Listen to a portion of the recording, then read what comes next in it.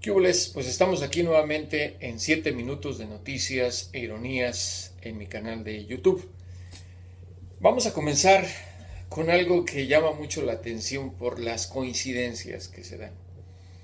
La Procuraduría General de la República anunció el acuerdo para la creación de la Fiscalía especializada en materia de delitos relacionados con hechos de corrupción.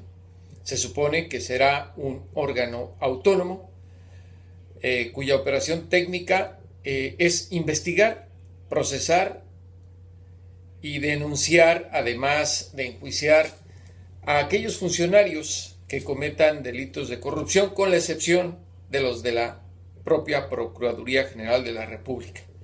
Imagínense cómo es esto. Ellos no se pueden investigar, ellos pueden juzgar a otros sin ningún límite, pero a ellos nadie los puede juzgar. El acuerdo, publicado en el Diario Oficial, le pide la cooperación a todas las entidades gubernamentales, es decir, a los gobiernos del Estado, al federal y a los municipales.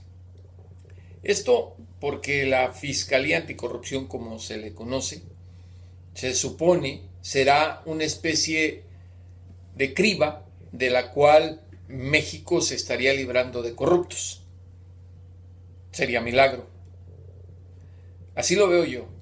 Pero además, esta Fiscalía Anticorrupción no entra en vigor hasta que se designe a su titular, y este va a ser designado por el Senado de la República. O sea, seguramente va a ser la persona bendecida por Enrique Peña Nieto. Tampoco ningún cambio en esto, ninguna novedad, y seguimos en la misma situación. Ahora, la creación de esta fiscalía, imagínense ustedes, coincide con alguien que es exonerado por delitos precisamente de corrupción.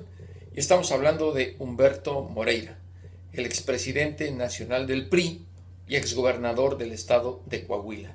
Pues resulta, nada menos y nada más, que de manera rapidísima, en apenas 2 semanas de investigación y después de que Humberto se presentara a comparecer por las acusaciones de fraude y operaciones con recursos ilícitos que le imputan, su hermano Rubén Moreira, el gobernador de Coahuila, dijo que su hermanito no tiene ningún pecado y está libre de toda culpa.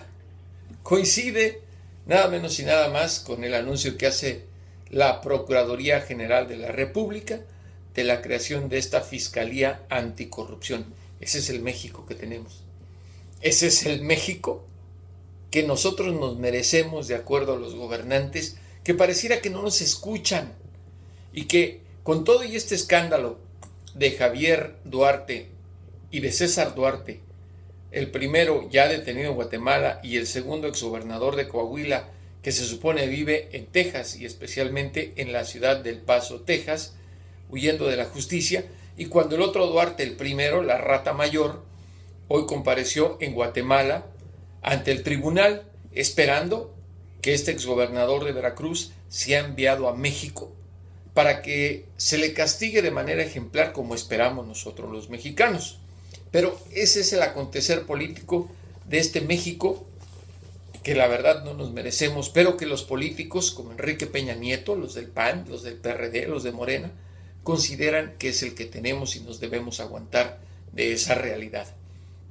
Y hablando de políticos, que es los que dan mucho que platicar en estas noticias, Josefina Vázquez Mota, la candidata del PAN a la gubernatura del Estado de México, de donde no es ella, presentó su declaración de la regla 3 de 3. Y con esta nos enteramos de que es millonaria, que gana más de $1 millón por año. Perdón, de pesos por año. Un pequeño desliz es que estoy en Washington. Pesos, demasiado dinero. ¿No creen ustedes? Yo quisiera ser político cualquiera para salir de pobre, y resulta que no es precisamente para lo que están trabajando estos ciudadanos modelo que quieren gobernarnos. Es de verdad muy descarada la manera en que estas gentes se presentan. Ya no hay nada auténtico, nada natural. Todos son arreglos tras bambalinas, no hay político pobre. ¿Se acuerdan de Carlos Jan González, el profesor del Estado de México, lo que decía? Bueno, pues Josefina es una de ellas. Ella no es una política pobre. Con $1 millón de pesos de ingresos al año, bueno, pues yo me dedico a otras cosas. Y si quiero ganar más dinero, pues hay que buscar una candidatura, aunque yo no sea de ese estado. Así las cosas. Ahora imagínense cuando conozcamos la riqueza de Alfredo del Mazo, más el candidato del PRI al estado, en el Estado de México, el primo del presidente de nuestro país.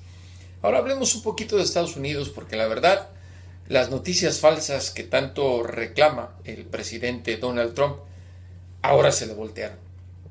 Resulta que toda la tensión que había la semana pasada por el supuesto despliegue de un portaaviones nuclear de Estados Unidos y 3 buques de guerra a la península coreana fue una mentira total, un engaño. Este martes por la noche, el Pentágono dio a conocer una fotografía del poderoso portaaviones Carl Vince que se encontraba no en la península coreana, como había dicho el presidente Trump y la Casa Blanca, sino haciendo ejercicios militares con Australia. O sea, no estaba donde se dijo que estaba. Imagínense ustedes, a más de 6,000 kilómetros de distancia de donde mintió la Casa Blanca. Y hoy, Sean Spicer, el portavoz de Trump, fue cuestionado al respecto y dijo: nunca dijimos la ubicación exacta.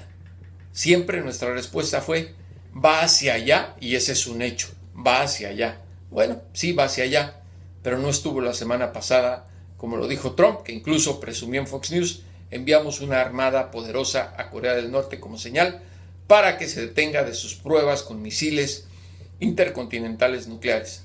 Ahora resulta que nos informan que la flotilla nuclear de Estados Unidos sí va a llegar a la península coreana, pero hasta la próxima semana. Y bueno, yo me despido.